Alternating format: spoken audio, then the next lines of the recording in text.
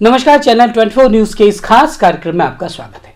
प्रदेश की अशोक गहलोत सरकार के 3 वर्ष का कार्यकाल पूरा हो चुका है और साथ ही विधायकों के कार्यकाल के भी 3 वर्ष पूरे हो चुके हैं और इन दोनों पर बात करने के लिए हमारे साथ हैं जोधपुर शहर की विधायक श्रीमती मनीषा पवार। मनीषा जी, आपका स्टूडियो में बहुत बहुत स्वागत है और सबसे पहले पूरे जोधपुर की ओर से 3 वर्ष का कार्यकाल पूरा करने पर आपको बहुत बहुत बधाई।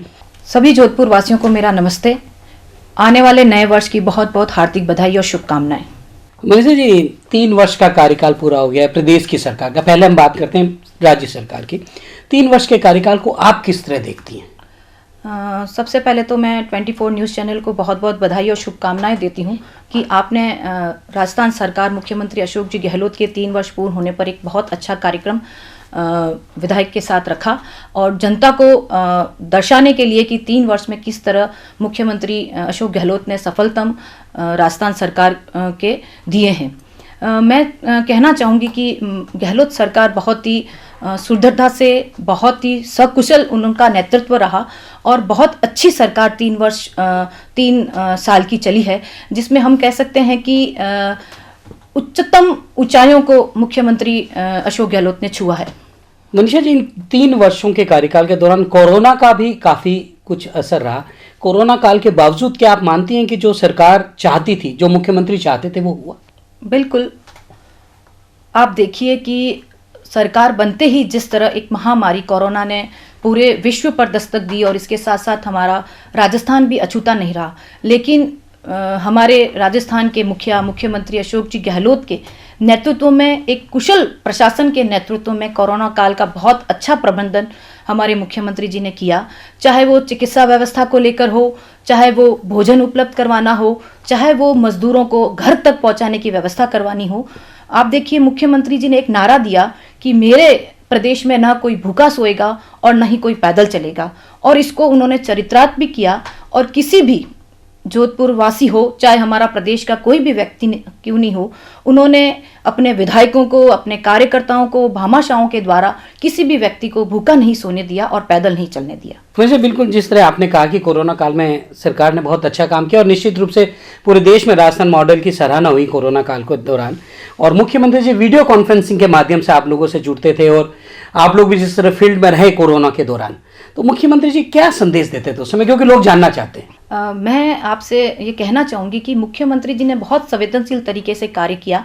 कोरोना काल में जिस तरह हजारों विषयों के माध्यम से विधायक, MP हो, चाहे सरपंच हो, चाहे पार्षद हो, और छोटे से छोटे कार्यकर्ताओं से रूबरू होकर वो यही संदेश देना चाहते थे कि ये संकट की घड़ी है, हमें इसमें मिलजुल कर, चाहे वो धर्मात्मा ही क्यों नहीं हो, चाहे वो किसी भी क्षेत्र के गुरु क्यों नहीं हो, उन सब के साथ मिलकर उन्होंने ये संदेश दिया कि इस महामारी में हम सब मिलकर इस कठिन परिस्थिति में साथ काम करें, तभी हम इससे मुक्ति पा सकते हैं। और उन्होंने इसी संवेदनशील तरीके से काम किया और यही संदेश था उनका कि आप किस तरह मदद कर सकते हैं, चाहे वो चिकित्सा की सुविधा देकर करें, चाहे वो भोजन खिलाकर करें, चाहे किसी भी प्रकार की कोई जिसको भी असुविधा हो रही है उसको हम सुविधा देकर उसको उभार कर प्रेम स्नेह से मिलकर किस प्रकार इस कोरोना से उबर सकते हैं, उसका हमेशा वीसीओ के माध्यम से यही संदेश होता था।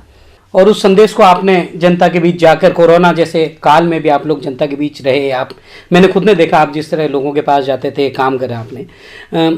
उस समय घर परिवार को कैसे मैनेज किया, एक बड़ा सवाल रहता है, क्योंकि जैसे हम लोग भी काम करते थे, लेकिन घर पे जाते थे, हमारी भी घर पे बहुत चिंता रहती थी। आप भी रहे फील्ड में बहुत, तो उस तरह घर परिवार को किस तरह मैनेज किया? सबसे पहले तो मैं मेरे घर वालों को, चाहे वो मेरी सास रही हो, चाहे बच्चे रहे हो, चाहे मेरे पति, उनको मैं बहुत धन्यवाद देती हूँ कि उन्होंने मेरा बहुत सहयोग किया। जब भी हम कोरोना काल में किसी भी कठिन परिस्थिति में बाहर जाते थे तो उनका सहयोग पूरा भरपूर रहता था और वो खुद हमसे ये कहते थे कि अगर कहीं कोई परेशान है या कहीं कठिन परिस्थिति में है तो विधायक बने हो, इसीलिए बने हो कि आप लोगों की सेवा कर सको।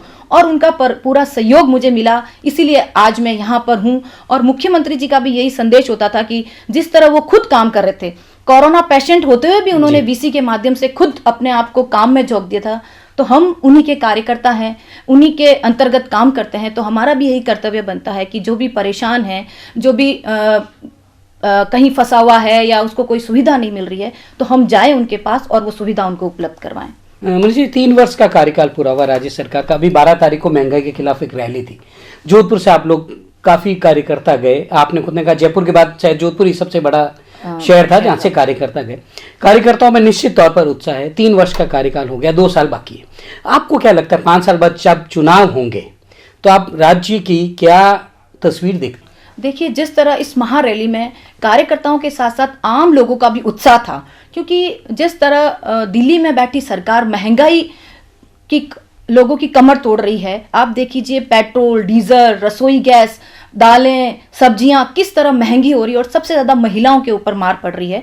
इस बात को लोगों ने स्वीकार किया है कि जो दिल्ली में बैठी सरकार महंगाई पर कोई कार्य नहीं कर रही है और महंगाई दिन ब दिन बढ़ती जा रही है। इससे आम लोगों का जुड़ाव कांग्रेस सरकार की तरफ हो रहा है।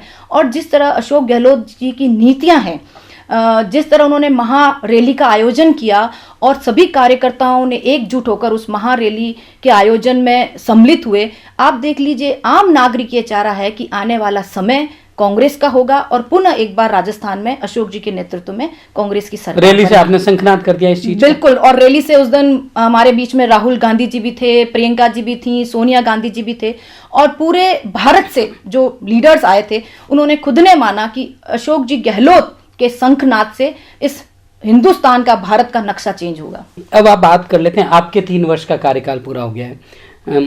3 वर्ष के कार्यकाल की जो उपलब्धियां रही उनकी बात करते हैं, तो आपको क्या लगता है, आपने जिस उद्देश्य के साथ चुनाव लड़ा, आपने जनता से निश्चित रूप से, जब हम वोट मांगते हैं, लोकतंत्र है, वादे करते हैं, आप अपने वादों पर कितना खरा उतर पाई हैं? आप खुद की नज़रों में क्या मानती हैं? देखिए, सबसे पहले तो मैं आपसे ये कहना चाहूँगी कि जो जनता ने मुझे प्रेम और स्नेह दिया, 3 साल से ही उतना प्रेम और स्नेह मुझे मिल रहा है।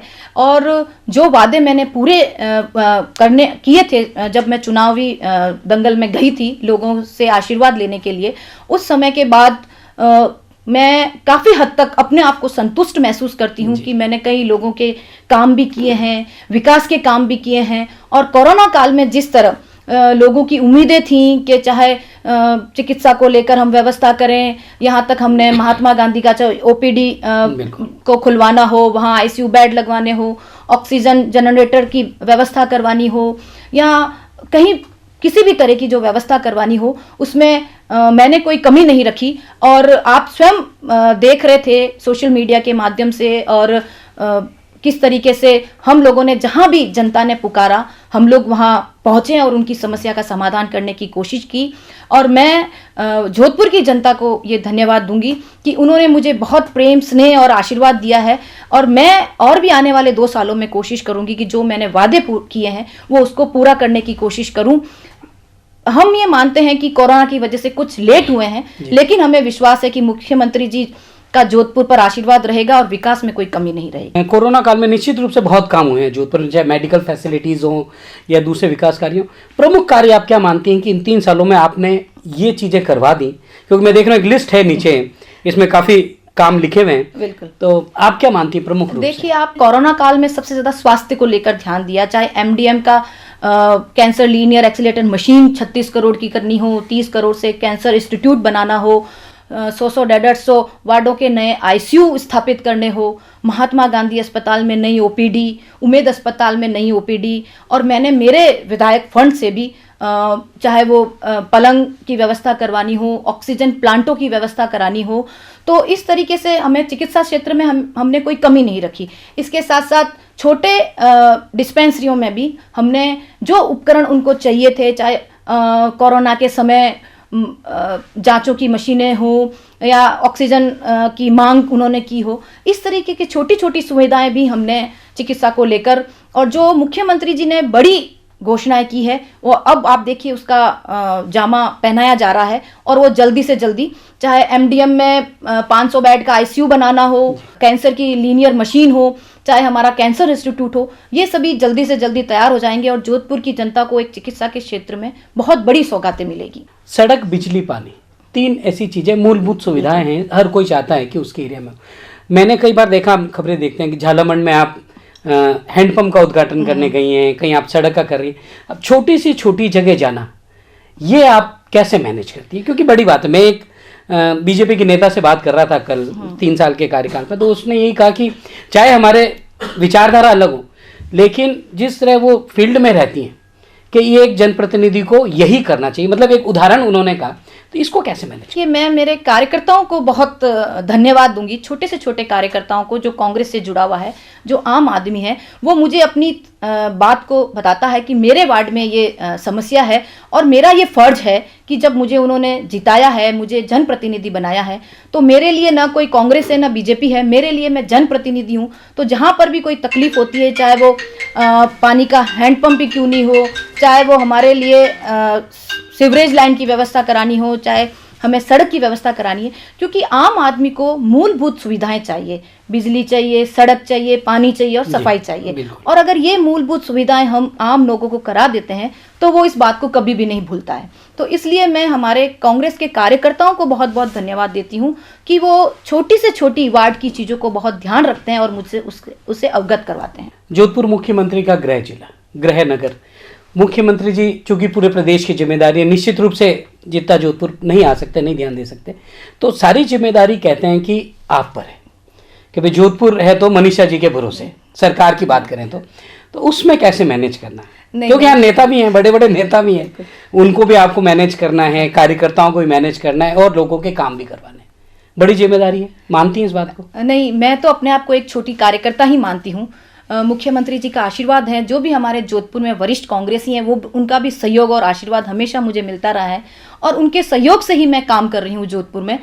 ये कभी भी नहीं रहा है कि मेरे को जोधपुर को संभालना है, जो भी वरिष्ठ कांग्रेसी हैं उनके साथ मिलकर मुझे इस जोधपुर को संभालना है। और मुझे खुशी है कि उन सभी वरिष्ठ कांग्रेसी हैं और कार्यकर्ताओं का और जोधपुर वासियों का मुझे स्नेह और सम्मान मिलता है। इन्हीं की खुशी को देखकर मैं दौड़ दौड़ के काम कर पाती हूँ। निश्चित रूप से लोकतंत्र में नेता को अगर जनता मिल जाए और जनता का आशीर्वाद मिल जाए तो उसके लिए अच्छा होना है। लेकिन एक सवाल और है, संगठन को लेकर, अब संगठन में बदलाव हुआ है लंबे समय बाद, आपको क्या लगता है जो जिस तरह युवाओं को जिम्मेदारी दी? पहले तो मैं मुख्यमंत्री जी को धन्यवाद दूंगी कि बहुत समय बाद उन्होंने एक छोटे से कार्यकर्ता, जिस तरह आप देखिए एक छोटी सी कार्यकर्ताओं को विधायक बनाया, और उसी तरह हमारे छोटे युवा कार्यकर्ताओं को जो एनएसवाई से जुड़े हुए थे, जो अल्पसंख्यक प्रकोष्ठ से जुड़े हुए थे, जिन्होंने दरी से बिछाकर पर्चियां बांटने से लेकर काम किया और उनको अध्यक्ष बनाया।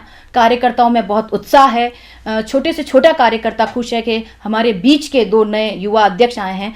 और परिवर्तन समय का नियम है, परिवर्तन होना भी चाहिए। और मुख्यमंत्री जी का गृह जिला है तो उन्होंने बहुत सोच समझकर एक नई टीम पैदा करने के लिए, कांग्रेस में नए जोश को लाने के लिए युवा अध्यक्ष बनाए हैं। और हमें विश्वास है कि इन युवा अध्यक्षों के साथ मिलकर सभी जो हमारे वरिष्ठ कांग्रेस जन हैं, उनके सहयोग से हम एक अच्छी नई टीम तैयार करेंगे और कांग्रेस को मजबूत करेंगे।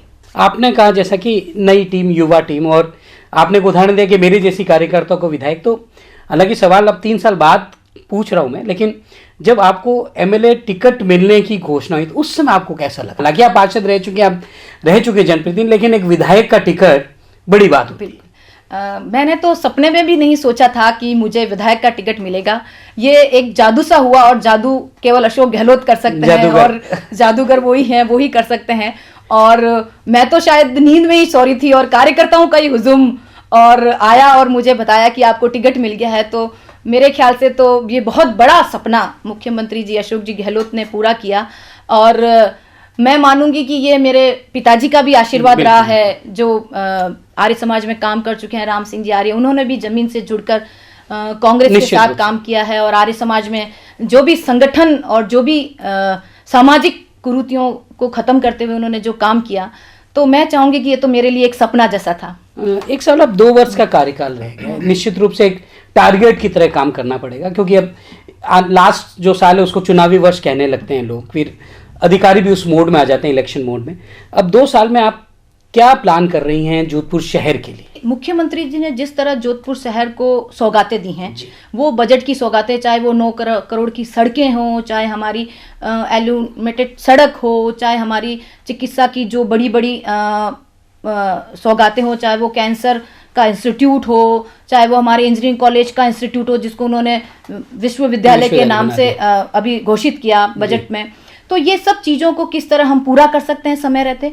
और इसके साथ साथ मेरा ये प्रण रहेगा कि आने वाले समय में जो मैंने लोगों से वादे किए हैं, चाहे हमारी नौचौक या डिस्पेंसरी जो काफ़ी अंदर है उसको हम कैसे सैटेलाइट बनाएं, मधुबन को कैसे हम डिस्पेंसरी को विकसित करें, जो हमारी महिला बाग डिस्पेंसरी है, जो गरीब असहाय लोगों के लिए बहुत एक अमृत का काम करती हैं, जो मुख्यमंत्री जी ने पिछले कार्यकाल में ही जिला घोषित कर दिया था, उसको कैसे सुविधापूर्ण करें।